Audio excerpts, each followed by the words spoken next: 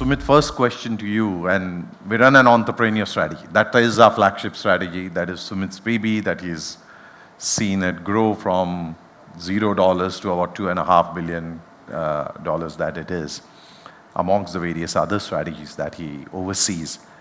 What are some of the unique characteristics that you look for when you look at these entrepreneurs? What are you searching for? And you can give us an analogy. There are some of these companies which we saw. There's one particular incident I remember you mentioning, that Tejas is not even on many brokers' list yet, right? I mean, how do you go about looking for these people? How do you get comfort with governance? Some of the challenges that you see during that journey, and eventually, how does this all end into our portfolio? I think investors would love to hear that. See, I must say, I'm fortunate enough to manage a portfolio which invests predominantly into entrepreneurs. Simply because if one think about India, it's actually a land of entrepreneurs, right?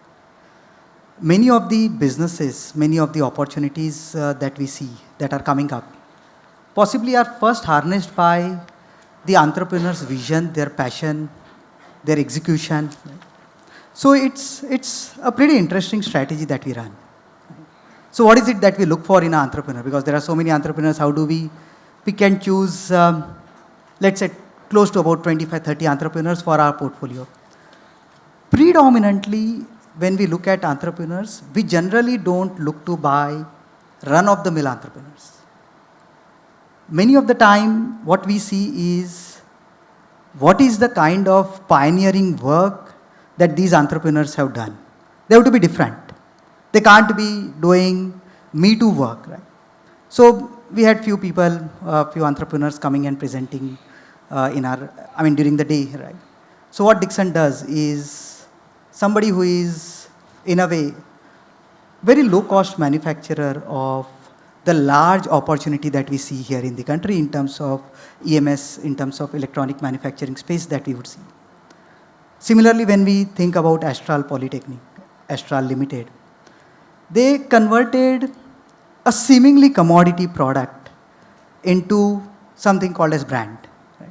It's not that is, or that can be done by anybody. Right? You require a very differentiated thought process. You are the first one who is trying to do it. Right?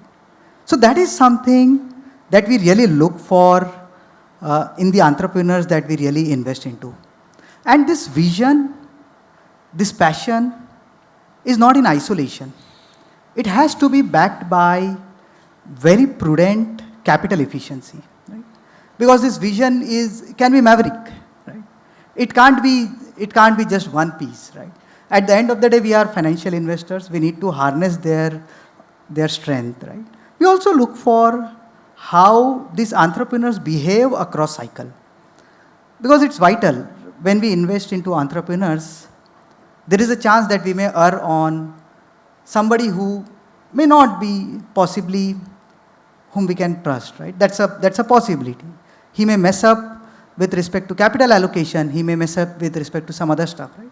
So it's important how we really, or how these entrepreneurs have really seen or have seen the execution across cycle, right? So, we look for pioneering entrepreneurs who understands how to do the business really well, and somebody who kind of have seen the cycle.